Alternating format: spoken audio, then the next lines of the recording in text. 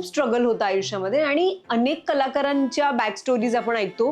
12 खडी मला जस्ट सुरू झाली होती रे, एकदम असं बाइंड स्क्रिप्ट आलं रे, आईचीच ऍक्च्युली भापरली की आता कसं काय हे. प्रत्येक वेळेला काहीतरी अचीव करण्यासाठीचा केलेला खडतर प्रवास हा स्ट्रगल नसतो. हे सगळं झालं, पण चित्रपटाचं काय, फिल्म्स मध्ये श्रेया बुगडे कधी दिसणार. माझा शाहरुख खान मला भेटला होता तेव्हा मी रडायला काय लागले, हसायला काय होतं की माझा कोणीतरी फोटो काढा, काहीतरी करा, हे धांदल होतेच. कदाचित मी त्या कुठल्या एका ग्रुपचा पार्ट नसल्यामुळे सुद्धा ही गोष्ट होत असेल. मला नेहमी असं वाटतं की प्रत्येकाची हिलिंगची वेळ आणि प्रोसेस ही खूप इंडिव्हिज्युअल असते. कामच आशिष, आपलं काम तेच आपल्याला ह्याच्यातून बाहेर आणतं आणि आणत आलेलं आहे. आणि माझ्यासारखे अनेक जण असतील जे तुला हेच सांगतील.